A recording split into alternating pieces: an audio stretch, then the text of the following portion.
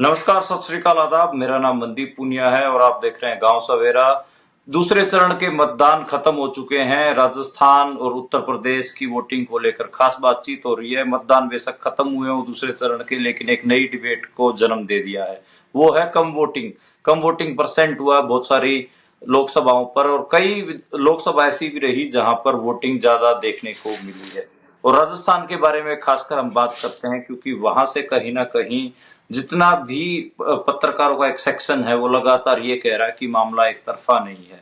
और कई सीटें जो कई धुरंधर भी हैं, कई केंद्रीय मंत्री, लोकसभा स्पीकर, सब एक एक हिसाब से एक टफ फाइट में है। और राजस्थान का चुनाव पहले चरण में भी बहुत इंटरेस्टिंग दिखा और दूसरे चरण में भी पूरे मुल्क की एक हिसाब से नजरें राजस्थान के ऊपर हैं। राजस्थान से विनय सुल्तान हमारे साथ हैं, पत्रकार हैं, ग्राउंड से लंबे रिपोर्टाज लिखने से लेकर और एक सटीक डाटा आंकड़ों के साथ बात को प्रेजेंट करने में हम ये मान सकते हैं कि जो यंग जनरेशन के जितने पत्रकार हैं उनमें माहिर हैं। विनय, शुरुआत करते हैं राजस्थान की इन 13 सीटों से। इन 13 सीटों में अब की बार 25 की में से 25 वाली स्थिति तो नहीं लग रही कि 13 में से 13 ही जो बीजेपी है वो ले जाए, अगर इसी सिंपल साधारण से सवाल से शुरू करें तो। नहीं, मतलब अगर आप इसी बात पर अगर बात करना चाहेंगे, तो 25 में से 25 सीटें तो बीजेपी को भी नहीं अभी इस स्थिति में लग रहा है कि उनको आएंगी। हम्म। मेरी बीजेपी की काफी लोगों से बातचीत हुई, वो भी मतलब उनका भी ये कहना है कि कई सारी सीटों पे वो टफ फाइट में है। चुनाव के नतीजों से पहले कोई भी राजनीतिक पार्टी का कार्यकर्ता या नेता ये नहीं मानता है कि वो उस सीट पे उनकी पार्टी हार रही है या जीत रही, मतलब हारना नहीं मानता है, जीत के दावे सब करते हैं। लेकिन फिलहाल की स्थिति ये है राजस्थान में कि बहुत इंटरेस्टिंग हो गया इलेक्शन। और और जैसे 13, ये जो 13 सीट की अगर बात करें तो इन 13 सीट की। दूसरे चरण की 13 सीटों में आप ये समझिए कि जो जिस एक सीट ने मेरे को चौंकाया वो है कोटा की सीट। हम्म। वहां पे ओम बिरला बनाम प्रहलाद गुंजल का जो मुकाबला था, वो मुकाबला थोड़ा सा दिलचस्प था। और मेरे लिए बड़ी आश्चर्य की बात ये थी कि वहां पे 1.2% वोट जो है बढ़ा है। हम्म। अगर आप राजस्थान की बात करें, आप 2014-2019 का जो इलेक्शन देखेंगे, हम्म। दोनों ही इलेक्शन में वोटिंग सर्ज हुई है, बढ़ी है ना। और मनदीप, हम लोग जब इस तरीके के विश्लेषण करते हैं वोटिंग प्रतिशत के आधार पे कि एक तोड़ने की कोशिश करते हैं कि जनता का मन कैसा है, ये किस किस हिसाब का वोटिंग पैटर्न रहने वाला है, तो एक सामान्य समझ जो है वो ये कहती है कि अगर वोटिंग प्रतिशत घटा है तो हम्म। इसका मतलब ये है कि जो अभी जो इनकम जो रिजीम अभी चल रही है, हम्म। उस रिजीम का उस सरकार के प्रति लोगों का गुस्सा नहीं है, लोग जो हैं उस सरकार से संतुष्ट हैं। तो हम्म। इस तरीके की एक सामान्य समझदारी रही है। लेकिन ये समझदारी जो है 2019 में, हम्म। इस समझदारी ने दगा दिया था काफी लोगों को। हम्म। क्योंकि 2019 में जो है आप ये वोटिंग ट्रेंड देखेंगे, राजस्थान में एक अजमेर की सीट को छोड़ के हम्म। 24 सीटों के ऊपर जो है पोलिंग परसेंटेज बढ़ा था। हम्म। और इस बार जो है इससे उल्टा हुआ है। तो घटा है। कोई भी सीट, मतलब अगर आप कोटा की सीट, बाड़मेर में बहुत मामूली वोटिंग परसेंटेज बढ़ा है क्योंकि वहां पे त्रिकोणीय मुकाबला है। हम्म। बांसवाड़ा में परसेंटेज भी बहुत मामूली सा बढ़ा है। अगर मैं ठीक हूं तो शायद 1% भी पूरा नहीं बढ़ा है। तो हम्म। ये बाकी आप जो है इसमें से 22 सीटों पर अगर देखेंगे तो पोलिंग परसेंटेज डिप हुआ है। हम्म। झुंझुनू की सीट पे जहां पे बीजेपी ने अपना टिकट चेंज किया था और सुखकरण चौधरी को टिकट दिया है शीशराम उल्ला के खिलाफ, वहां पे 10% की वोटिंग कम हुई है। हम्म। 5%, 4% की वोटिंग आपको हर जगह पे जो है 5% के तकरीबन, 5-6% के तकरीबन। जोधपुर की सीट जहां पे गजेंद्र सिंह शेखावत चुनाव लड़ रहे हैं, वो सीट, उस सीट पे भी पोलिंग परसेंटेज डिप हुआ, जबकि वो दूसरे चरण का चुनाव था। पहले हम्म। चरण में जब पोलिंग परसेंटेज डिप हुआ था उसके बाद में ये कहा गया था कि बीजेपी के जो कार्यकर्ता हैं, जो बूथ लेवल के कार्यकर्ता हैं, जो निचले स्तर के कार्यकर्ता हैं, उनको बहुत स्पष्ट निर्देश दिया गया कि आप वोटिंग परसेंटेज जो है उसको हम्म। बढ़ाने की कोशिश करिए, है ना। लेकिन आप इसको एक नेशनल ट्रेंड भी मान सकते हैं। जब हम देश भर के आंकड़े देखते हैं तब भी खास तौर पे बीजेपी रूलिंग स्टेट जो है, जहां पे बीजेपी को अच्छी मेजोरिटी मिली है, उन स्टेट में खास तौर पे पोलिंग परसेंटेज जो है वो डिप हुआ है। हम्म। और अगर पिछली बार दूसरे चरण का अगर आप विश्लेषण करेंगे, जो पिछली बार के दूसरे चरण के चुनाव थे और इस बार के दूसरे चरण के चुनाव है, तो उसमें तकरीबन 10% के तकरीबन का जाओ। अंतर है। हाँ। तो ये बड़ा बड़ा अंतर है। 10% आप समझिए कि 10% तो सरकार बनाने और बिगाड़ने की स्थिति में आ जाता है। तो विनय, एक एक मजेदार आज बात हुई। तो हम कुछ लोगों से बात कर रहे थे, तो बार बार हम उनको ये बात बोल रहे थे कि वोटिंग परसेंट गिरा है, इसका मतलब ये है कि लोगों को सरकार में कोई ज्यादा उत्साह नहीं है, राम मंदिर को लेकर कोई उत्साह नहीं है, इसलिए कहीं ना कहीं जो रूलिंग रिजीम है उसको खतरा होने वाला है। तो पलट के मेरे को कुछ लोगों ने जवाब दिया, ये भी तो हो सकता है कि कांग्रेस का जो कोर वोटर है वो निकला ही ना हो, ये समझ के कि आएगा तो मोदी ही, क्या पता आएगा ही मोदी ही वाला फैक्टर इस वोटिंग परसेंट को गिरा रहा है, या फिर बीजेपी के वर्कर्स या फिर बीजेपी के जो वोटर्स हैं जिनको एक 400 पार के नारे ने ऐसा बना दिया है कि हमारे बिना, हमारे वोट के बिना जीत ही जाएंगे, कोई जरूरत नहीं हमारे वोट को। क्या लग रहा है ये?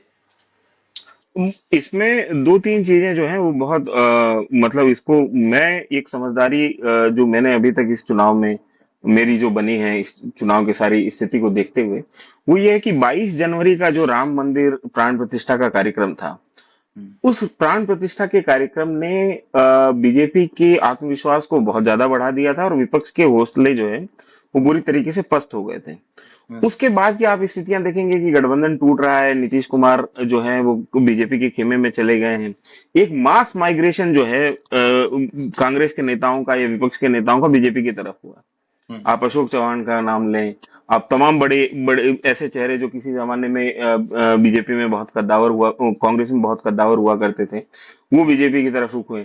आप राजस्थान के उदाहरण लें, लोग ज्योति मिर्धा के जो चाचा हैं रिचपाल मिर्धा, वो उन्होंने ठीक चुनाव से पहले पार्टी ज्वाइन की, लालचंद कटारिया ने ज्वाइन की। और उसके अलावा कार्यकर्ता के स्तर पे जो जो दूसरे या तीसरे लेयर के जो कार्यकर्ता हैं, जो विधानसभाओं के कार्यकर्ता हैं या जो एकदम पंचायत जिला समिति परिषद।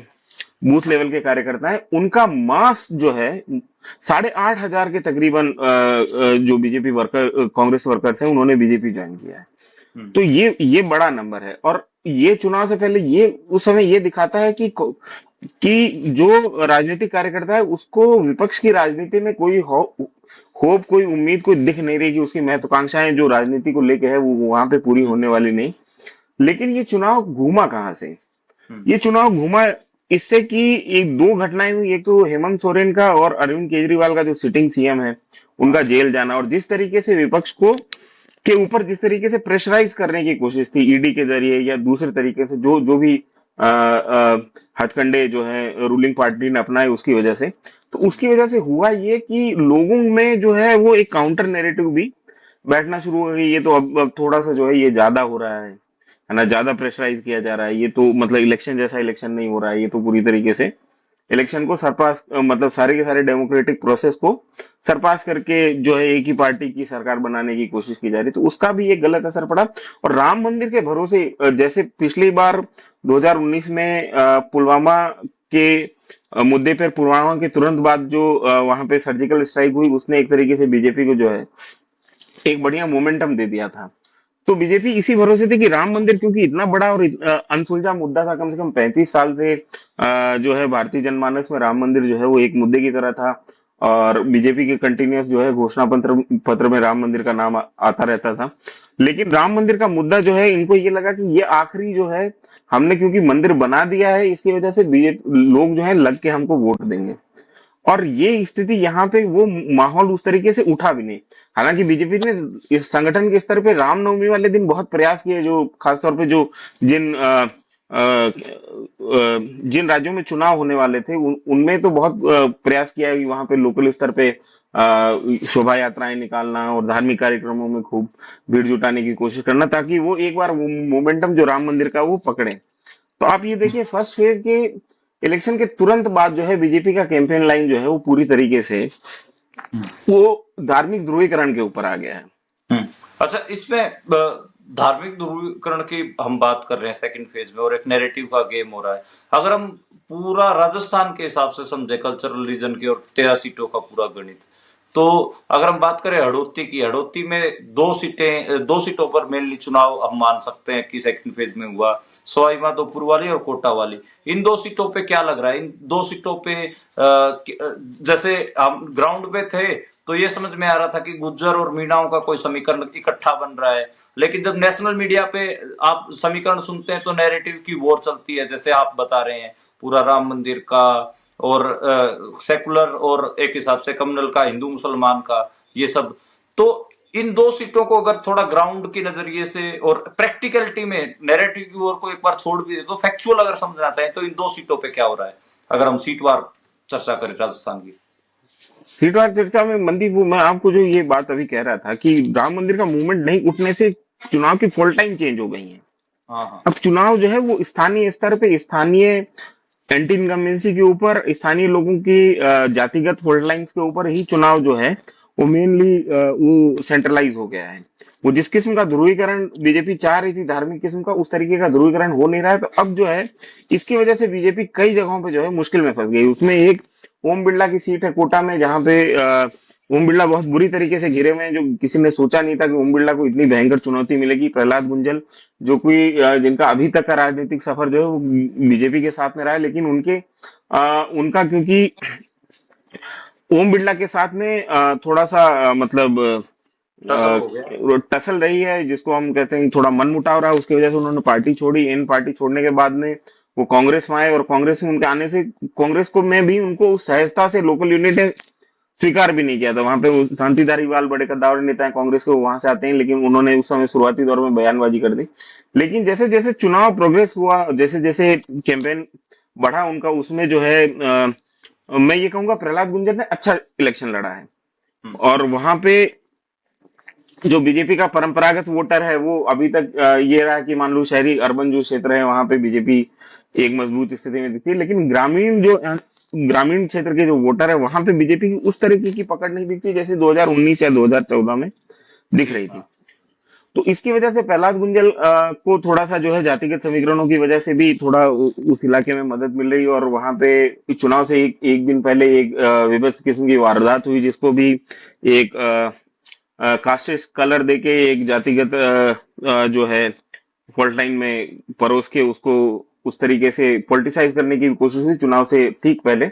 और ये मेरे लिए इसीलिए सरप्राइजिंग था। मैं ये सोच रहा था कि मतलब कोटा में भी इस बार, क्योंकि मोस्टली वोटर जो है अर्बन एरिया का वोटर है, तो इस बार वहां पर भी वोटिंग परसेंटेज डिप करेगा। लेकिन सबके लिए सरप्राइजिंग है कि कोटा में 2% की वोटिंग बढ़ी, और वहां पे ये इतना कड़ा मुकाबला है कि कोई भी वहां पे बहुत साफ तरीके से ये नहीं बता सकता कि चुनाव किस तरफ जाएगा।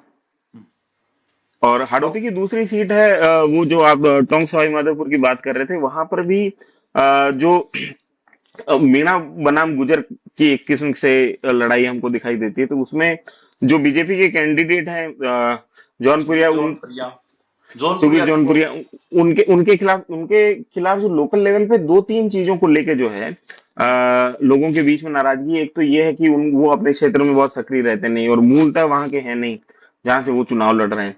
तो लोगों को उनका बाहरी होना, फिर लगातार, फिर अगर आप बाहर से आते हैं, जैसे राजेश पायलट नोएडा के रहने वाले थे, वेस्टर्न यूपी के रहने वाले थे, लेकिन उन्होंने अपनी राजनीति जो है वो राजस्थान में की। लेकिन वहां पे राजेश पायलट के साथ में ये था कि उनका लोगों के साथ में कनेक्ट बना रहा। ये सचिन पायलट के साथ में भी था। सुबीर जौनपुरिया के साथ में अब जो है ये आवाजें लगातार, मतलब लोग वहां पे शिकायत कर रहे हैं कि ये मतलब यहाँ पे आते नहीं है, कभी लोगों से मिलते नहीं है। और दूसरी चीज वहां पे मीणा गुजर पोलराइजेशन जो है वो उस तरीके से दिखाई देता है। उस सीट पे मुस्लिम मतदाताओं की संख्या भी एक ठीक ठाक संख्या है, तो जिसको ये माना जा रहा है कि वो कांग्रेस के लिए एक थोड़ा सा फेवरिंग कंडीशन है। ये भी बड़ा दिलचस्प मुकाबला टोंक सवाई माधोपुर का भी होने वाला है। भीलवाड़ा का कैसे देखते हैं? और उसके बाद भीलवाड़ा से अगर उदयपुर चले, भीलवाड़ा और उदयपुर दो सीटों का। भीलवाड़ा में पिछली बार बीजेपी को सबसे बड़े लीड से जीत मिली थी, तकरीबन 6 लाख की लीड थी बीजेपी के पास में। इस बार बीजेपी ने अपना टिकट वहां पे बदला है। और दूसरी तरफ जो है भीलवाड़ा शहर में ब्राह्मण मतदाताओं की ठीक ठाक तादाद है। और उसके अलावा भीलवाड़ा की अगर आप बात करें विधानसभा सेक्शन की, तो 2 विधानसभाओं में शायद कांग्रेस को जीत मिली है, बाकी मेजोरिटी जो है भीलवाड़ा को एक मजबूत गढ़ जो है बीजेपी का माना जाता है राजस्थान में शुरुआत से ही। वैसी स्थिति में वहां पे सीपी जोशी का आगे चुनाव लड़ना और आगे बढ़ के ये कहना कि पार्टी को, जब मेरी पार्टी ने मेरे को बहुत दिया, और वहां पे जब कांग्रेस बहुत स्ट्रगल कर रही थी एक ढंग का कैंडिडेट ढूंढने में, उस समय सीपी जोशी खुद आगे आए और उन्होंने वॉलंटरली जो है भीलवाड़ा से चुनाव लड़ा, जो कि उसके बाद में ये मुकाबला थोड़ा सा दिलचस्प हो गया था, क्योंकि वो जिस तरीके का केक वॉक वहां पे भीलवाड़ा में ये माना जा रहा था कि बीजेपी को, वैसा नहीं है। हालांकि चुनौती सीपी जोशी के लिए भी बहुत बड़ी है, लेकिन वो चुनाव लड़े, उन्होंने काफी दमखम के साथ में चुनाव लड़ा है वहां पे। मेरे को अभी अभी फिलहाल की स्थिति में ये लगता है कि बीजेपी थोड़ा सा जो है आगे। वो मजबूत स्थिति में, एज है उसको। हाँ, बाकी तो कोई हाँ, प्रिडिक्शन बाकी तो नहीं है हम वो। हाँ। हम भविष्यवाणी नहीं करते, ज्योतिष ज्योतिष तो हम्म। नहीं है हम दोनों। थोड़ा हम्म। कुछ पत्रकार का काम हम्म। होता है, जो दिख रहा है, एज दिख रही है या फिर हम्म। पीछे दिख रहा है, वो थोड़ा बता पाए। हम्म। उदयपुर का क्या लगता है आपको, उदयपुर में? उदयपुर में बीजेपी ने कैंडिडेट जो है चेंज नहीं किया है। उदयपुर में बेसिकली उदयपुर सीट शुरुआत में फंसी हुई थी बीटीपी के साथ में गठबंधन के ऊपर। कांग्रेस ये चाह रही थी कि बीटीपी जो है वो उदयपुर की सीट छोड़ दे, क्योंकि उदयपुर में जो सलूमर का जो इलाका है और जो वहां पे और दूसरे विधानसभा सेक्शन है, वहां पे भील आदिवासियों की संख्या ठीक ठाक है, और क्योंकि एसटी रिजर्व सीट है, तो और बीटीपी ये चाह रही थी कि कांग्रेस जो है वो उसके बदले में बांसवाड़ा डूंगरपुर की सीट से अपना गठबंधन कर ले। तो ये गठबंधन की जो स्थिति है, मैं आपको बताऊं, मैं बड़ा करीब से इस पूरे के पूरे नेगोशिएशन प्रोसेस को देख भी रहा था। तो आखिर आखिर तक जो है वहां पे जो बांसवाड़ा डूंगरपुर में जो कांग्रेस की लोकल लीडरशिप है, उसने बड़ा दम लगाया हुआ था कि किसी भी स्थिति में जो है कांग्रेस और बीटीपी का गठबंधन नहीं होना चाहिए। और क्योंकि दोनों के एक तरीके से जो कोर वोटर हैं वो भील आदिवासी हैं, और वो जो अगर वहां पे गठबंधन होता है तो कांग्रेस के लोकल संगठन के लिए बड़ी चुनौती की स्थिति हो जाती है बांसवाड़ा डूंगरपुर में, खासतौर पर जहाँ पे बीटीपी का प्रभाव क्षेत्र है। तो ये नेगोशिएशन काफी समय तक चलता रहा। आखिर में जो है ये भी हुआ कि कांग्रेस ने जिस कैंडिडेट को बाद में टिकट दिया था और उसको बैठने के लिए कहा, वो बैठा नहीं। और वहां पे बांसवाड़ा डूंगरपुर में महेंद्रजीत सिंह मालवीय जो हैं वो पहले बीजेपी में थे, फिर कांग्रेस में आए, फिर अभी बीजेपी में जो है से फिर से उन्होंने टिकट लेके चुनाव लड़ा है। अभी वहां पे राजकुमार राउत है, नए क्या कहते हैं, नए नेता है, 2 बार फिर विधानसभा चुनाव लड़े, बिल्कुल युवा नेता है। तो उन्होंने अच्छा वहां पर भी वोटिंग परसेंटेज बढ़ाया। और इसी तरीके से आप उदयपुर की सीट का पूछ रहे थे, उदयपुर में मन्नालाल राउत और ताराचंद मीणा के बीच हम्म। में जो है हम्म। वो एक किस्म से जो है आपसी मुकाबला है। और उसमें क्या है कि उदयपुर सीट में बेसिकली बीजेपी के कैंडिडेट को इसलिए एज है क्योंकि बीजेपी का जो शहरी सेक्शन है वो वो पूरी तरीके से, जिसमें खासतौर पे ब्राह्मण हैं, जैन जैन समुदाय के लोग हैं, और उसके अलावा राजपूत वोटर्स हैं, तो वो लग के एक तरीके से बीजेपी की तरफ जो है वोट देते आए हैं। तो बीजेपी को शहरी क्षेत्र में क्योंकि उसको पोलिंग होती है, और कांग्रेस का जो बेस है वो मुख्यतः गांव की तरफ है, तो इस वजह से कांग्रेस वहां पे लगातार, मतलब बीजेपी उदयपुर जो है वो मेरे को लगता है कि दूसरी सेफेस्ट सीट है बीजेपी के बीजेपी लिए। की और राजस्थान में। बांसवाड़ा में आपको, बांसवाड़ा में मैं भी था, तो बांसवाड़ा में मुझे राजकुमार रोत का ज्यादा लग रहा है कि राजकुमार रोत उस सीट को निकाल लेंगे। आपका क्या? राजकुमार राउत का वहां पे, मतलब वो, मैं क्योंकि उस मोमेंट में मैं बड़ा स्टोरी भी किया इसको आपने? हाँ, मैंने माधव शर्मा ने मिलकर वहां पे एक कैरवैन के लिए एक स्टोरी की थी उस समय। लेकिन इस पूरे मूवमेंट को मैं काफी करीब से देखता आया हूँ, और उस मूवमेंट को एक तरीके से ये समझिए कि अ, सामाजिक और राजनीतिक मूवमेंट एक तरीके से वहां पे एक मिला दूसरे जुला में सा है। घुल गया है, हम्म। एक दूसरे से नत्थी हो गया है। तो वो उस किस्म का राजनीतिक मूवमेंट है, क्योंकि बीटीपी ने सबसे बढ़िया काम ये किया कि बीटीपी ने वहां पे अपने कार्डर खड़े किए हैं विचारधारा के आधार पे। हम्म। तो उनका वोट बैंक जो है वो बहुत मजबूत है। और महेंद्रजीत सिंह मालवीय 5 साल कांग्रेस में रहने के दौरान सत्ता में रहे हैं, और उसके बाद में वो अब उन्होंने पार्टी चेंज करके वो बीजेपी में चले गए और बीजेपी से चुनाव लड़ रहे हैं। तो इसकी वजह से वहां पे महेंद्रजीत मान सिंह मालवीय भी लोकप्रिय नेता रहे, लेकिन राजकुमार राउत का जो जो एक कार्डर बेस जो पिछले 15 साल से उन्होंने कार्डर खड़ा किया है बीटीपी ने, और वो कार्डर जो है अभी एक मजबूत सच्चाई ये भी है कि भील आदिवासियों के कल्ट फिगर भी बन गए, नौजवान भील आदिवासियों के वो कल्ट फिगर भी हैं। मैं बता रहा हूं आपको, वहां पे कई सारे नेता जैसे उमेश डामोर हैं, कांतिलाल रोत हैं, ये हैं राजकुमार रोत हैं, और डंडानिया करके डिंडोनिया करके एक और वो हम्म। मैं उनका नाम थोड़ा सा मेरे दिमाग से निकल रहा है। एक और बीटीपी के वहां पे विधायक रहे हैं, वो पहले शुरुआत में उन्होंने किसी जमाने में लेफ्ट की भी पॉलिटिक्स की थी। तो वहां पे जो लोकल लेवल पे लीडरशिप, आप भंवर परमार है वहां पे जो उनके मेन आइडियोलॉग माने जाते हैं, तो आप वहां पे लोकल तौर पे देखेंगे तो इन लोगों के की जबरदस्त फॉलोइंग है। फेसबुक पे, ट्विटर पे, सोशल मीडिया पे इनके एक एक रील जो है खूब लोग देखते हैं, एक एक भाषण इनका जो है वो यूट्यूब पे खूब लोग सुनते हैं, तमाम तरीके से जो है। तो आ, तमाम ऐसे यूट्यूब चैनल मिल जाएंगे जो सिर्फ इसी इसी की कवरेज में लगे हुए हैं कि बीटी पे आज कहाँ कार्यक्रम है, कहाँ कार्यक्रम, और ये सब मल्टीपल चैनल है, लोग खोल के बैठे हुए हैं, जो जो नए नए छात्र हैं, जो वहां पे भोगीलाल पांड्या महाविद्यालय से निकले हुए लड़के हैं। तो वो एक मतलब एक सामाजिक चेतना के साथ का के तौर पे शुरू हुआ आंदोलन था, जो कि जिसने राजनीतिक रूप लिया, और वो बड़ा मजबूती उस आंदोलन का जो है आने वाले 10 साल भी, और अभी मेरे को ये है कि बहुत दिलचस्प दिख रहे हैं कि वो और दक्षिणी राजस्थान में किस तरीके से वो आंदोलन पूरा पैर जमा पाता है। क्योंकि एक आप ये समझिए कि गुजरात में अरावली और इधर से सरगुजा, सतपुड़ा की जहां से पहाड़ियां मिलती हैं, वहां से आप समझिए कि अलीराजपुर तक एक पूरी की पूरी पट्टी है जहां पे भील आदिवासी हैं, हम्म, जो तो गुजरात ये से शुरू तीन होते हैं। तीन राज्यों में ये असर डालेगा। मध्य प्रदेश में विधानसभा में भी इनका एक विधायक पहुंचा है, रतलाम के पास से जो सीट पड़ती है वहां से एक विधायक पहुंचा है इनका।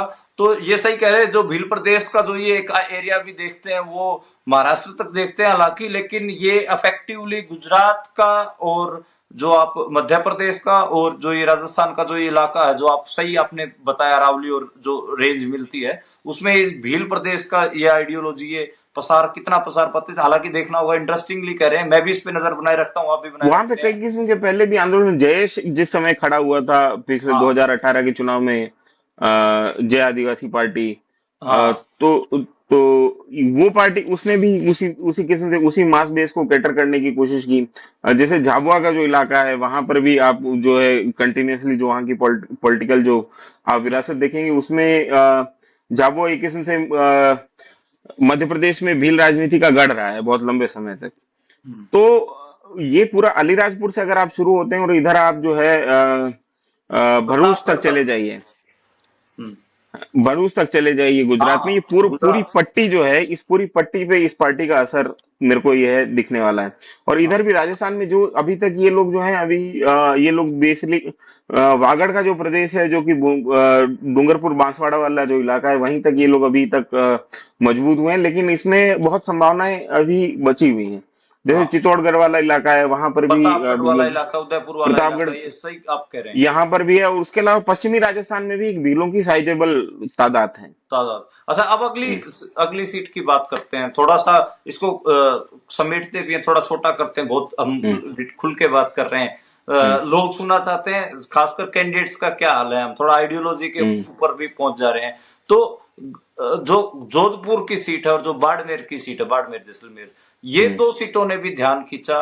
गजेंद्र सिंह शेखावत केंद्र में वजीर हैं, मोदी के वजीर हैं। क्या लग रहा है कि मोदी के वजीर फंसे हुए हैं या फिर उनके लिए एक इजी वॉक है? और बाड़मेर जैसलमेर, जिसके ऊपर तो राजस्थान के सारे जो पत्रकार हैं ट्विटर पे हंगामा मचाते रहते हैं, हम देखते हैं कि ऐसे लगता है कि राजस्थान में जब ट्विटर अकाउंट्स देखते हैं सिर्फ एक ही सीट पे चुनाव हो रहा है, बाड़मेर जैसलमेर पे। तो इन दो सीटों का आप बताइए कि इन दो सीटों को आप कैसे देखते हैं? जोधपुर का चुनाव जो है वो मेरे लिए सरप्राइजिंग ये रहा कि जोधपुर में अशोक गहलोत जितने सक्रिय दिखते हैं, वो क्योंकि अभी अपने बेटे की उस पे भी अपन बात कर लेंगे, जालोर की जो सीट है हाँ, अपने, जालोर की सीट है। हाँ उसी में वो थोड़ा सा जो है ज्यादा व्यस्त थे, तो इस वजह से जोधपुर में जो है अशोक गहलोत की वैसी सक्रियता नहीं दिखी जैसे सामान्य तौर पे उनकी दिखती है। हम्म, और गजेंद्र सिंह शेखावत बनाम करण सिंह उचेड़ा का जो चुनाव है उसमें करण सिंह उचेड़ा जो है वहीं पे जोधपुर के लोकल ही 10 किलोमीटर दूर उनका गांव है उचेड़ा, उचेड़ा तो वहां के रहने वाले हैं, और एक समृद्ध व्यवसायी हैं। हम्म, और वो राजस्थान में जोधपुर की ये सीट है, उसमें इसको ऐसा माना जाता है कि एक तरीके से मोटा मोटी जो है ये राजपूत कॉन्स्टिट्यूंसी मानी जाती है कि राजपूत कैंडिडेट यहाँ से ज्यादातर जीतते गए। जसवंत सिंह भी यहाँ से चुनाव लड़े, उससे पहले चंद्रेश कुमारी थी जो कि गत सिंह की बहन थी, और केंद्रीय मंत्री रही जो गत सिंह जोधपुर महाराजा हैं, भूतपूर्व महाराजा, उनकी बहन थी। वो चंद्रेश कुमारी भी, कटोच भी यहाँ से चुनाव लड़के जीतती रही हैं। दो दो टर्म से गजेंद्र सिंह शेखावत लड़ते रहे हैं। लेकिन गजेंद्र सिंह शेखावत को लेके लोकल स्तर पे बहुत भयंकर नाराजगी लोगों के बीच है। और आप ये समझिए कि हमारे यहाँ पे नेता ने क्या काम कराया है, क्या नहीं कराया है, कितनी सड़कें बनवाई है, कितना नहीं करवाया है, इससे ज्यादा मुद्दा जो है, आप इसको खास तौर पे इस तरीके से समझिए कि नेता कितना अवेलेबल है लोगों के लिए, कितनी जी सहजता से मिल पा रहा है, और कितने लोगों के कार्यक्रमों में कितना आ जा पा रहा है। मान लीजिए कोई की शादी विवाह के कार्यक्रम है, या कोई मतलब मौत हो शोक गई शोक कोई। के कार्यक्रम, हाँ, हमारे यहाँ पे जिसको राजस्थान में कहते हैं जन्म मरण परण जो हाँ है तो इस तीनों में वो कितना पहुंच पा रहा है या नहीं पहुंच पा रहा है, तो क्या अपने किसी प्रतिनिधि को भेज पा रहा है, तो ये लोगों का जो है पब्लिक टू पब्लिक कनेक्ट में जो है वो वहां पे थोड़ा सा गजेंद्र सिंह शेखावत को लेकर लोगों के बीच में बहुत शिकायतें नहीं है कि कोई काम करवाते नहीं है, कुछ भी ना मिलना है ना जुलना है। तो और ये हर उस कैंडिडेट को वहां पे फेस करना पड़ रहा है जो कि रिपीट हुए हैं तीसरी बार। ये सिर्फ गजेंद्र सिंह शेखावत की स्थिति नहीं है, ये ओम बिरला के साथ में भी वही स्थिति है। और ये बाड़मेर में भी जो कृषि राज्य मंत्री जो वजीर है नरेंद्र मोदी के दूसरे, तो चौधरी साहब को भी बाड़मेर में फेस करना पड़ रहा है, जो बीजेपी से कैंडिडेट है। कैलाश चौधरी भी, हाँ, उनको भी यही स्थिति फेस करनी पड़ रही है, क्योंकि जब आपको केंद्रीय सरकार में मंत्रिमंडल में अगर आपको लिया जाता है, आप मंत्रिमंडल के सदस्य होते हैं, चाहे राज्य मंत्री हैं चाहे कैबिनेट मंत्री हैं, तो निश्चित तौर पे जो है वहां के इलाके की जो जनता होती है उसकी उम्मीदें आपसे और ज्यादा बढ़ जाती हैं, हम्म। है ना। तो अब वैसी स्थिति में अगर आप लोगों से अवेलेबल नहीं है, आप लोग आप तक पहुंच नहीं पा रहे हैं, अगर पहुंच पा रहे हैं आप उनको कह रहे हैं कि ठीक है आपका ये काम हम करवा देंगे, फिर वो काम हो नहीं रहा है, तो ऑब्वियसली जो है उसमें लोगों की नाराजगी बहुत ज्यादा अच्छा बढ़ जाती है। विनय, ये एक बाड़मेर में बस इंटरेस्टिंग बात पूछना चाहूंगा। लोग ट्रायंगुलर कह रहे हैं, लेकिन मैं टॉप टू आपसे जानना चाहूंगा, आपके हिसाब से टॉप टू में कौन है? तीसरे की बात नहीं करेंगे, आप ये बताइए कि चुनाव उमेदवार राम बेनीवाल वर्सेस रविंदर भाटी है, या फिर उमेदवार राम वर्सेस हरीश चौधरी है, हरीश चौधरी वर्सेस रविंदर भाटी है? ये आप बताइए, टॉप टू बताइए आप। नहीं नहीं, अब कैलाश चौधरी, मतलब मतलब मेरी ये बेसिक अंडरस्टैंडिंग है कि कैलाश चौधरी को, बहुत सारे लोग ये कह रहे हैं कि कैलाश चौधरी पूरी तरीके से जो है फाइट से बाहर है ना। हाँ वो सामान्य समझदारी है कि चुनाव जो है, क्योंकि आप वोटिंग के पैटर्न में भी देखिए जो सबसे ज्यादा जिन लोगों के विलन, बीच में क्लैश हुए हैं हाँ वो उमेदवार राम बेनीवाल के समर्थक और राजेंद्र रविंद्र सिंह भाटी के समर्थकों के बीच में हुआ है ना। लेकिन आप उसके बावजूद ये समझिए कि बीजेपी का एक कोर वोटर जो है हाँ हर जगह पे है, हाँ वो हिलता नहीं है। और दूसरा ये है कि ऐसा भी नहीं है कि कैलाश चौधरी को मतलब पूरी तरीके से जो है हाँ दरकिनार ही कर दिया गया है। वहां पे सबसे बड़ी बात यह है कि ये पूरा का पूरा चुनाव, खासतौर पे चूरू का और बाड़मेर का, ये जाट बनाम राजपूत की फॉल्ट लाइन्स पे लड़ा गया चुनाव है। हम्म वहां पे हालांकि जाट बनाम जाट ही चूरू की में था कि जाट के खिलाफ जाट ही खड़े थे, देवेंद्र झाझड़िया और राउत कस्बा दोनों जाट समुदाय से आते हैं। हम्म लेकिन कोई भी उस चूरू के चुनाव को देवेंद्र झाझड़िया को कैंडिडेट मानने को तैयार नहीं था। सब सोच रहे थे कि राजेंद्र राठौड़ लड़ रहे हैं। राठौड़ का एक प्रतिनिधि के तौर पे देवेंद्र झाझड़िया को देखा जा रहा था, जबकि ऐसा कुछ है नहीं। हाँ लेकिन खिलाड़ी रहे हैं और हर तरीके से मतलब अच्छे कैंडिडेट हैं देवेंद्र झाझड़िया, लेकिन उनके साथ में नुकसान ये हुआ कि जो पहले से चली आ रही अदावत है उसमें कहीं ना कहीं जो है वो ना चाहते हुए भी फंस गए।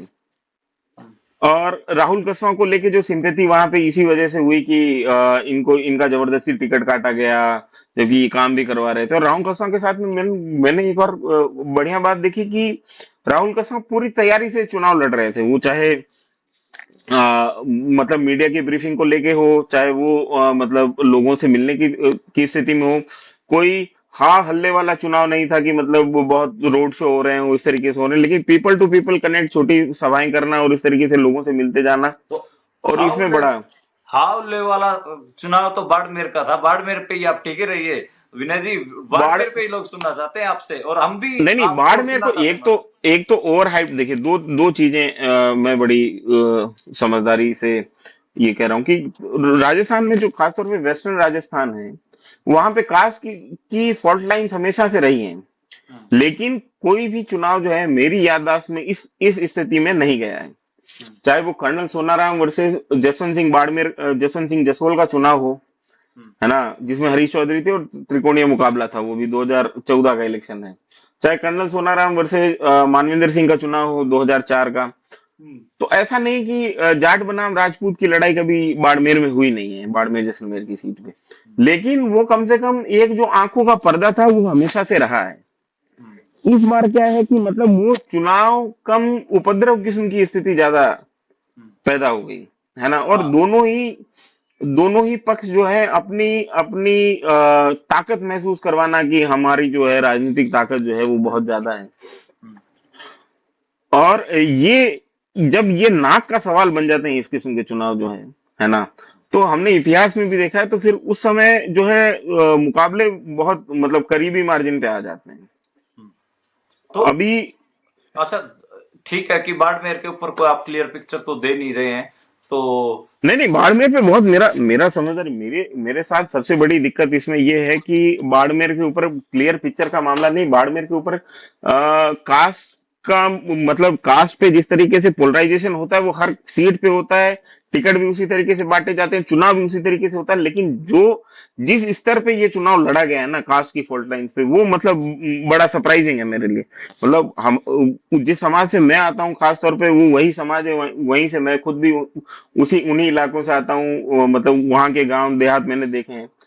इस तरीके से मतलब एक दूसरी कम्युनिटी के खिलाफ मतलब हेट स्पीच देना लोगों के, और मतलब खासतौर पे जिस तरीके से सोशल मीडिया पे स्लगिंग हुई है, स्लेजिंग हुई है, जिस तरीके से लोगों के खिलाफ मतलब बयान दिए गए, अनाप शनाप आउट ऑफ कॉन्टेक्स्ट वीडियो चलाना और कुछ का कुछ बना के पेश करना, और दोनों तरफ से मतलब सोशल मीडिया पे तो खास तौर पे बहुत भयंकर तरीके से जो है नेगेटिव कैंपेन एक दूसरे के खिलाफ हुई है। और ये स्थितियां ठीक नहीं है, मतलब राजनीतिक शिष्टाचार ही अगर राजनीति से खत्म हो जाता है। जबकि मैं आपको ये बता रहा हूँ कि मैं दोनों कैंडिडेट से व्यक्तिगत तौर पे मिला हूँ, मतलब उम्मीदवार बेनीवाल से मैं पहली मुलाकात मेरी 2018 के समय हुई थी सीकर में, उस समय आरएलपी की रैली थी। और रविंद्र सिंह भाटी से को भी मैं बहुत उस तरीके से देखता रहा हूँ। तो दोनों मैं ही कैंडिडेट को लेके मेरा परसेप्शन ये था कि दोनों ही कैंडिडेट में कम से कम ये इतना राजनीतिक शिष्टाचार बचा हुआ है।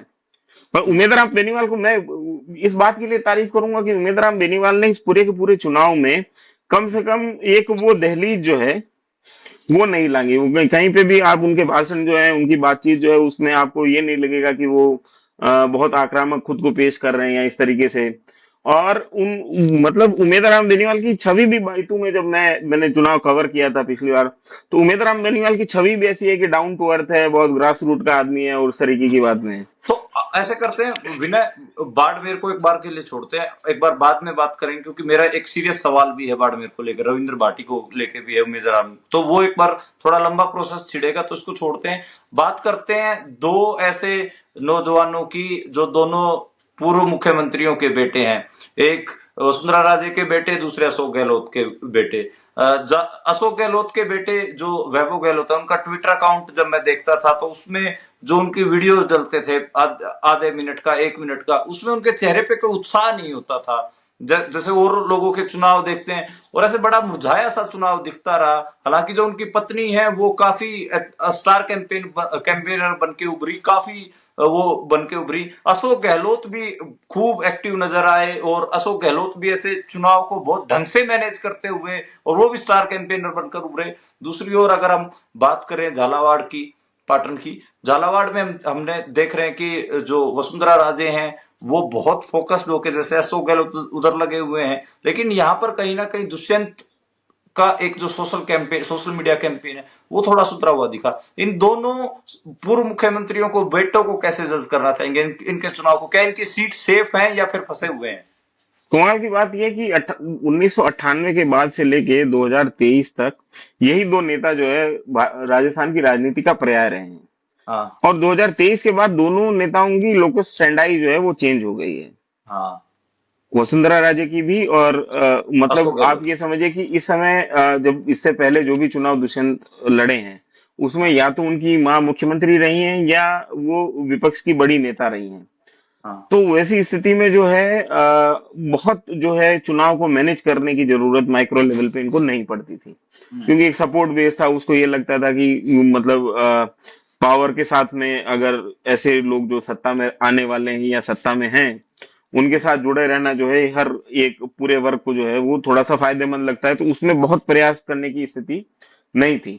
लेकिन अभी की स्थिति ये हो गई है कि वसुंधरा राजे एक विधायक हैं, उनके पास कोई पद नहीं है पार्टी में, मतलब बहुत उस तरीके का हस्तक्षेप नहीं है। हालांकि राष्ट्रीय स्तर पे वो शायद, अगर मैं मेरी जानकारी करेक्ट है तो वो राष्ट्रीय उपाध्यक्ष के पद पर हैं, मतलब हाँ पिछली बार बिल्कुल है।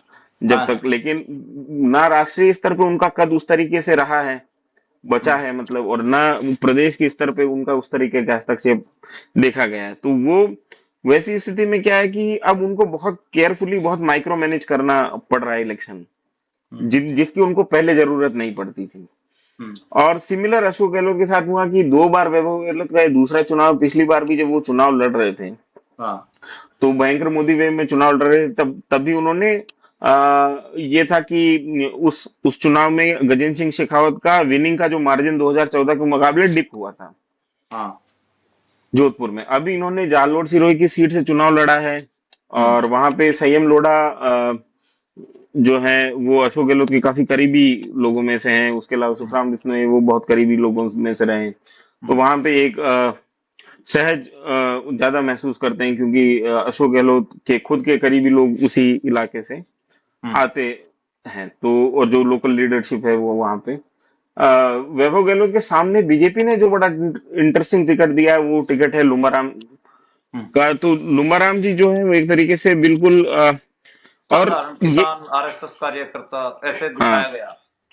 हाँ, और ऐसा है, मतलब है भी, मतलब है भी। दिखा प्रोजेक्शन वाली स्थिति नहीं है वो। हम्म, और बहुत मतलब ऐसे आदमी को टिकट दे दिया जैसे मतलब अचानक से, जैसे किसी जमाने में मदन सैनी को पार्टी का अध्यक्ष बना दिया गया था, जैसे भंवरलाल शर्मा को मुख्यमंत्री बना दिया गया, मतलब आउट ऑफ द ब्लू किस्म से जो टिकट आया है। और लुम्बाराम जी के साथ में ये है कि लुम्बाराम चौधरी जो है वहां पे लोकली, मतलब उनकी अपील वो उस तरीके से हो गई, डेविड वर्सेस गोलायत वाले मुकाबला है कि एक राजकंवर है और उसके खिलाफ एक साधारण किसान चुनाव लड़ रहा है। तो वो एक साइकी वो वहां पर भी काम कर रही है, जिसमें जो है वैभव के साथ में जो वहां के पत्रकार साथियों से मेरी बात हो रही थी तो उन्होंने ये बताया कि वो जनता से मिलने में अभी भी उतने सहज नहीं हो पाए हैं, हम्म। जैसा सहज एक राजनेता को होना चाहिए, जैसा पानी में मछली की तरह सहज होता है आदमी, अच्छा। उस तरीके से। हाँ, हम्म।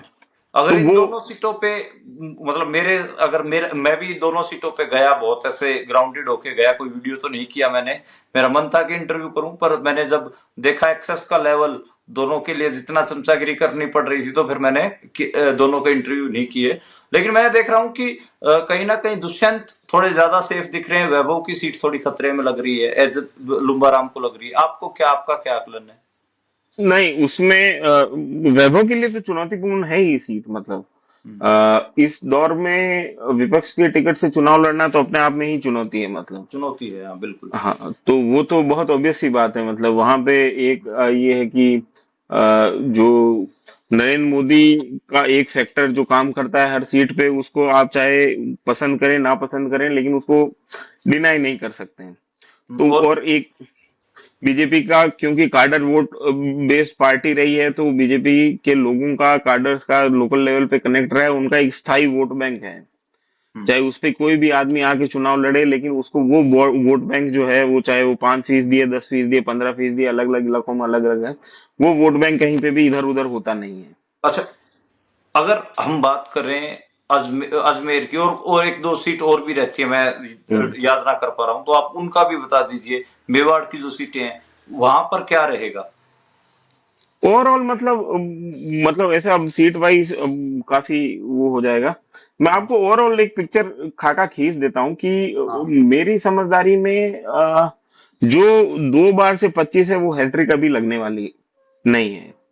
टोटल 13 में से कितनी सीटों पे फाइट मान रहे हैं? जैसे मैं मान रहा हूं कि 7 सीटों पे, 13 में से 7 सीटों पे फसवा सात मुकाबला। 7 पे तो नहीं, मैं मतलब कम से कम 4 सीटों पे जो है वो मतलब सीरियस फाइट मान रहा हूँ कि जहाँ पे बीजेपी को सीरियस चैलेंज है। मैं अब जैसे 7 सीटें जो मान रहा हूं, मैं वो आपको बता देता हूं, आप अगर हम्म। डिसएग्री। मैं मान रहा हूं बाड़मेर, मैं मान रहा हूं जोधपुर, मैं मान रहा हूं जो वैभव गहलोत वाली सीट है जालोर, वो भी मान रहा हूं मैं। मैं बांसवाड़ा मान रहा हूं, मैं मान रहा हूँ कोटा, और मैं मान रहा हूँ सवाई माधोपुर, टोंक सवाई माधोपुर। तो ये सीटों, इन सीटों पर मैं ये मान रहा हूँ कि इन सीटों पर हम्म। बीजेपी के लिए नहीं नहीं, ठीक फाइट तो ठाक मतलब फाइट है अब ये। ऐसा कहने के लिए तो फाइट तो फिर 13 की 13 सीटों पे ही है मनदीप। हम्म, उसमें कहीं पर भी बाई वाली स्थिति तो नहीं है, मतलब कि हाँ। चलो कि केक वॉक है अपन दे दिया या सीट चली जाएगी निकल जाएगी, वैसी स्थिति तो आप भीलवाड़ा के बारे में भी नहीं कह सकते हैं, हम्म। है ना। और तो एक, फाइट तो है, लेकिन जहां पे मैं ये समझता हूँ कि बहुत कांटे की टक्कर, जहां पे मार्जिन जो है 50,000 के इधर उधर रहने वाली वाली स्थिति है, उसमें मैं बाड़मेर की एक सीट जरूर मानता हूँ। ऐसे तो मतलब अगर आप देखेंगे तो कोटा ग्रामीण में भी अच्छी टक्कर आपको दिखाई देगी, हम्म, है ना। और मतलब सॉरी, जयपुर ग्रामीण में भी आपको अच्छी टक्कर दिखाई देगी, वहां पे अनिल चोपड़ा, वो नवराव वो राहुल। पहले चरण का मामला है, पहले चरण का मामला। हम्म। अच्छा, हाँ, अच्छा। वो पहले था। हाँ, हम्म। तो विनय, अब इसको थोड़ा कंक्लूड करते हैं। अब वो बाड़मेर हम्म। का जो सवाल था, मैं रविंद्र भाटी को लेकर भी था, मैं वो हम्म। पूछना चाह रहा था। मेरी ऑब्जर्वेशन में, मैं खुद रविंद्र भाटी का इंटरव्यू भी करने गया बाड़मेर, मैं लगातार विजिट कर रहा हूँ, रविंद्र भाटी के पीछे जो टीम काम कर रही है वो भी देख रहा हूँ। दूसरा, थोड़ा जो आइडेंटिटी पॉलिटिक्स है उसको भी नजदीक से जितना समझ पाता हूँ वो मैं बता रहा हूँ। मेरे को ऐसा लगा कि जो नॉर्थ इंडिया में जो राजपूत यूथ, राजपूत लीडरशिप का जो स्पेस था वो खाली था। राजपूत जो कल्ट फिगर्स थे जितने भी, राजनाथ सिंह से लेकर गजेंद्र शेखावत, राजेंद्र राठौड़, और भी गजेंद्र जो, सिंह वो शेखावत, सब मतलब बूढ़े। राजस्थान में अगर मैं दो कल्ट फिगर अगर आपको कहूं कि राजपूतों के जो रहे, हाँ। वो एक मैं ये मानता हूं कि किसी दौर में रणवीर गुढ़ा और राजेंद्र गुढ़ा का जो फिगर है वो कल्ट रहा है अपनी जवानी के दौर में राजपूतों में, राजपूत युवाओं में, जब ये लोग राजनीति में थे। और उसके अलावा देवी सिंह भाटी को मैं मानता हूँ कि देवी सिंह भाटी बहुत कल्ट फिगर अपने दौर कल्ट, में रहे। लेकिन दो, अब वो सब बूढ़े हो गए हैं। और उसमें लेकिन अभी आप मैं ये समझेंगे कि इलेक्टोरल, कारण कारण विनय क्या है कि विनय उस हाँ। हम्म। विनय मैं सवाल थोड़ा सा ये उलझा रहा हूं आपके लिए। इलेक्टोरली हम थोड़ा देख लें, तो इलेक्टोरली जब मैं राजपूत मैगजीन्स को देखता था जिनके ऊपर छपते थे, तो पहले राजनाथ सिंह छपते थे। अब राजनाथ सिंह का फोटो हटा तो कहीं ना कहीं योगी आदित्यनाथ आए। योगी आदित्यनाथ एक दो साल ही उन मैगजीन्स में रहे, फिर वो हटे। फिर एक पूरा जो स्पेस था उस उन मैगजीन्स के में छपने का, जो राजपूताना के नाम पर और 10 चीजें छपती थी, उसमें खाली था युवाओं का।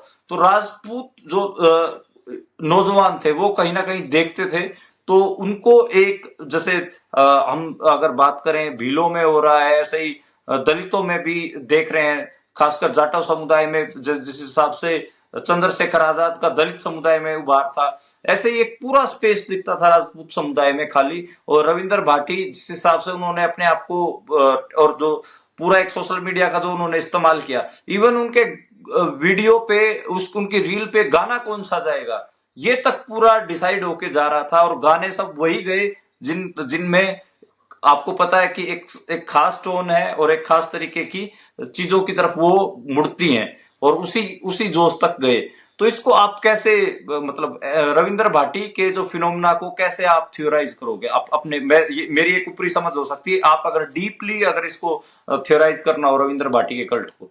नहीं, रविंद्र भाटी के कल्ट को तो एक आप ये समझिए कि पिछले 10 साल से 15 साल से खास तौर पे जो जैसलमेर का इलाका है या सीमावर्ती इलाके हैं जहाँ पे राजपूतों की एक ठीक ठाक संख्या है, चाहे वो के मतलब आप बीकानेर में कोलायत वाला इलाका देख लीजिए, चाहे आप पोखरण वाले इलाके में देख लीजिए, जैसलमेर के जो दूसरे जैसलमेर के आसपास का जो इलाका है वहां पे राजपूत एक बाहुल्य इलाका कह सकते हैं या ठीक ठाक संख्या जनसंख्या वहां पे है। उस पूरे इलाके से जो आने वाली लीडरशिप थी, चाहे वो जसवंत सिंह जसोल थे, चाहे मानवेंद्र सिंह थे, चाहे छोटू सिंह भाटी थे, चाहे सांग सिंह भाटी थे, तो इस तरीके की जो लीडरशिप है वो लीडरशिप जो है वो लगातार जो है, जालन सिंह रावलोत एक बड़ा नाम होते थे किसी जमाने में, शिव से चुनाव लड़ते थे, इस बार आरएलपी से चुनाव लड़े, शिव में 7,000 8,000 के तकरीबन वोट आए हैं। तो वो जो है वो पूरा का पूरा जो एक मसीहा किस्म का जो लीडर लोकली होना चाहिए, वैसे लीडर की बहुत कमी खासतौर पे जसवंत सिंह जसोल के जाने के बाद से उस पूरे इलाके को लगातार महसूस हो रही थी। और वैसे में हमारे यहाँ पे क्या है कि जोधपुर में एक यूनिवर्सिटी है, जयनारायण व्यास यूनिवर्सिटी, और उसमें बड़ा साफ साफ सा डिवीजन है। ये है कि जो उस यूनिवर्सिटी का ओल्ड कैंपस है वहां पे आपको राजपूतों का वर्चस्व दिखाई देगा, और जो न्यू कैंपस है वहां पे आपको जाट छात्रों का वर्चस्व दिखाई देगा। ये चुनाव old campus versus new campus, ये hostel 3 number 9 number Jaswant hostel और इस तरीके से, और ये तमाम जो है राजनीति उसी तरीके से वहां पे सालों से होती आई है। इस बार क्या हुआ है कि रविंद्र सिंह भाटी के आने से हरीश चौधरी खुद जेएनयू से अध्यक्ष रह चुके हैं, गजेंद्र सिंह शेखावत खुद जेएनयू से अध्यक्ष रह चुके हैं। तो इस बार जो है जैसलमेर बाड़मेर का चुनाव जो है वो एक तरीके से जेएनयू यूनिवर्सिटी का चुनाव बन गया, उस किस्म की पंचायती बन गई जहां पे बहुत बुरी तरीके से कास्ट की फॉल्ट लाइन के ऊपर ध्रुवीकरण हुआ है। और उसमें वो बहुत मतलब जैसा, और ये सिर्फ मतलब आप जो इस किस्म की बात कह रहे हैं कि ये रविंद्र सिंह भाटी के रील या आप उमेद राम बेनीवाल की रील देखेंगे या उनके समर्थकों के रील देखेंगे तो उसमें भी एक खास किस्म का टोन आपको दिखाई देगा। ये दोनों तरफ से वो जो आइडेंटिटी को क्लेम करना जो इस तरीके का असर्शन है ना, वो दोनों तरफ से आपको दिखाई देगा। तो और हाँ इस ये फिनोमना मतलब को अगर खाली मतलब चुनाव के तरफ भी देखे रविंद्र भाटी के फिनोमना का, ये तो लोकसभा के चुनाव से ही पहले ही बड़ी ना ना, ये फिनोमिना कुछ नहीं मनदीप, ये तो मतलब ये है कि ये तो बहुत बहुत डीप रूटेड और बहुत पहले से ये तो चौड़े आ गया हम्म, मतलब ठीक। जैसे आम आदमी पहले जो जिस किस्म की बातें जो है एक चाय नुक्कड़ बैठक में नहीं हुक्का नहीं, पीते हुए मैं लोग ये कह कर रहा लेते हूँ थे। ठीक हम्म है, क्योंकि पॉलिटिक्स अपनी जगह होगी, हम पॉलिटिक्स को ये मान के हम्म चल रहे हैं कि जो आइडेंटिटी की पॉलिटिक्स है वो एक टाइम पे जाके सिकुड़ती है, ये आप और मैं मानते हैं, जीजेक भी बोलते हैं आइडेंटिटी श्रिंक्स, ये हम जानते हैं बड़े अच्छे, इंक्लूसिविटी नहीं होती आइडेंटिटी में, सारी चीजें हैं, सारी चीजों पे हम बात कर सकते हैं, लेकिन मैं ये कह रहा हूँ कि एक कल्ट के तौर पर उभार और उसका एक पैन राजपूत नौजवानों में फैलाव, कोटा, मध्य प्रदेश, गुजरात, वो इतनी जगह जाके सभाएं कर रहा है और वहां से धन आ रहा है, इलेक्शन में लगने के लिए लोग आ रहे हैं, जुट रहे हैं। ऐसा मैं था तो हरियाणा में जो राजपूत नौजवान थे वो उन्होंने जैसे ही मैं बाड़मेर से वापस लौटा वो सब मेरे घर पे एकजुट हो गए, कोई कहीं से आ रहा है, कोई पानीपत से आ रहा है, और सब पूछ रहे हैं कि भाई क्या हमारा रविंद्र भाटी जीत जाएगा। उनको ऐसा लग रहा है जैसे हमारा भगवान चुनाव लड़ रहा है। तो ये मैं जो समझना चाह रहा हूँ कि जो नहीं, कल्ट। आप इसमें आप ये समझिए, ये देखिए ना, जैसे आप अगर इसका प्रस्थान बिंदु मानते हैं तो एक सहारनपुर की घटना हुई थी जिसमें चंद्रशेखर रावण जो है वो एक तरीके से पहली बार उभरे थे, वो भी उनका पहला जो क्लैश है वो राजपूतों के साथ सहारनपुर में हुआ। उसके बाद में ये पूरा का पूरा जो है आप उस घटना विस्तार को आप इस तरीके से देखिए कि जो दूसरा असर्शन राजपूतों की तरफ से आइडेंटिटी को लेकर हुआ वो एक मूवी जो थी उसको लेके हुआ, जो संजय लीला पद्मावत। बंसाल की जो मूवी थी उसको लेके हुआ, फिर पद्मावत। उसका हाँ, फिर उसके बाद में तो जिस तरीके से एक आप ये समझिए 2015-16 के तकरीबन दलित नौजवानों के बीच में भी एक अजीब किस्म का आपको जो है असहजता या मतलब एक छटपटाहट आपको दिखती थी कि मतलब चाहे अम्बेडकर स्टडी सर्कल हो, आईआईटी में जो मद्रास का जो वो था, या तमाम तरीके के अलग अलग तरीके से लोग अलग अलग चीजें जो है असर्ट कर रहे थे 2015-16 के आसपास। रोहित वेमुला का केस हुआ था, उसी वो सिमिलर जो है इस तरफ भी जो है वो एक छटपटाहट लीडरशिप को लेके कि जो पुराने लोग हैं या तो वो सत्ताधारी पार्टी में के साथ एडजस्ट हो थे तो गए हैं, मतलब बाकी एडजस्ट हो गए, तो नेचर नहीं है वो यंग। एक कोई नौजवान कोई तेवर वाला इस किस्म का लीडर बचा नहीं। राजेंद्र सिंह गुड़ा थे, तो राजेंद्र सिंह गुड़ा के साथ में ये है कि उनका जो है कि क्लाउड उस तरीके का बन नहीं पाया जिस तरीके का रविंद्र का बना। और इसके रविंद्र के साथ में सबसे बढ़िया बात ये रही कि उसने ग्राउंड के साथ साथ सोशल मीडिया को भी बहुत अच्छे तरीके से समझा और उस टूल को बहुत अच्छे तरीके से बिल्कुल। इस्तेमाल किया। और ये अपने आप में जो है ये मतलब केस स्टडी है एक तरीके से कि किस तरीके से जो है मतलब इन्फ्लुएंसर, मतलब जिसको हम लोग सामान्य तौर पर कह देते हैं कि कि इंस्टाग्राम का इन्फ्लुएंसर है या ये इन्फ्लुएंसर है या वो इन्फ्लुएंसर है, वो असल में अगर वो राजनीति में अगर उसका घोल घालमेल हो जाए तो वो किस किस्म की स्थिति हो जाती है। बिल्कुल, मैं भी यही मानता हूँ। आपने आपने जो इस बात को थियराइज किया कि एक उनके काम सारे सोशल मीडिया इन्फ्लुएंसर जैसे हैं, आप ऐसा लगता है कि जैसे जो गाने हैं रिकॉर्ड करवा लिए गए हैं और उनमें वो वीडियो एडिटिंग कर रहे हैं, उसमें वो वीडियो में एक हीरो के या फिर मॉडल के तौर पर वो मॉडलिंग कर रहे हैं, ऐसे ऐसा लगता है। खैर, बातचीत लंबी हो रही, इसको खत्म करते हैं और विनायक फिर कभी आपसे दोबारा बातचीत के साथ जुड़ेंगे और नई बातचीतों के साथ। और अभी चुनाव बाकी है, तो उम्मीद रहेगी कि जैसे जैसे चुनाव आगे बढ़ता रहेगा, आपसे जो इंसाइट्स हैं मिलती नहीं नहीं, रहेंगी। अब ऐसा नहीं होता है ना, ऐसा होता है कि आप सवाल पूछे मैं ही जवाब देता रहूं, ऐसा होता नहीं। मतलब आप मेरे को ये बताइए कि हरियाणा की क्या स्थिति है अभी? कल टिकट आईएनसी ने डिक्लेयर किए हैं, तो वहां की क्या कंडीशन है अभी? वहां हरियाणा में 6 सीटों पे कांग्रेस मजबूत है, 10 में से। 10 में से। बाकी मैं अभी। और ये एक बड़ा शगुफा चल रहा है कि हुडा जो परिवार है वो थोड़ा सा मतलब उतनी मजबूती से चुनाव नहीं लड़ रहा है या कॉम्प्रोमाइज हो गया, ये बहुत कॉमन डिस्कशन का पॉइंट है मतलब ये तो इस कमलनाथ पार्ट 2 वाला जो डिस्कशन है। हाँ। तो वो ऐसा है कि लोग, हरियाणा के लोगों में ये इतना गुस्सा इतना है कि उनके लिए कोई अल्टरनेट नहीं है। तो अगर जो हुड्डा अब की बार जो टिकट बंटवारा उसमें हुड्डा फैमिली की चली है, बिल्कुल जो हुड्डा ने लिस्ट बना के दी है वही टिकटें होके आई हैं, एक भी इधर उधर नहीं हुआ। तो उसमें सब बोल रहे हैं कि सोनीपत का कैंडिडेट कमजोर है, हिसार से कमजोर कैंडिडेट है, करनाल से खट्टर के सामने तो कमजोर कैंडिडेट दिया है, और भी कई चीजें बोल रहे हैं कुमारी लोग। शैलजा। हाँ, कुमारी सैलजा का तो स्ट्रॉन्ग कैंडिडेट है, ऐसा कोई बात नहीं। कुमारी हम्म, सैलजा का नाम खुद वो भी सहमत थे, भूपेंद्र हुड्डा और भी सहमत थे, वो इतना ऐसे एकदम नहीं हम्म, हो सकते। ये भी बोल रहे हैं कि श्रुति चौधरी का टिकट कटवाया है हुड्डा ने, तो सब बातें रावदा चल रही। हाँ, रावदान रावदान सिंह। सिंह। हाँ, तो हुड्डा के आदमी है ऐसे बोला जा रहा है, लेकिन कैंडिडेट स्ट्रॉन्ग है इसमें। पर इन सब के मामले में बात एक ही निकल के आती है, जो लोग है ना ग्राउंड पे, अगर हुड्डा किसी को भी टिकट दे देते, मतलब अगर कांग्रेस अपने सबसे खराब कैंडिडेट को भी टिकट दे देती, तो ये इलेक्शन हरियाणा में बनना था। अब की बार कैंडिडेट्स, हुड्डा के कैंडिडेट्स या हुड्डा या कांग्रेस चुनाव नहीं लड़ रही है, लोग चुनाव लड़ रहे हैं हरियाणा में, हम्म, उल्टा है।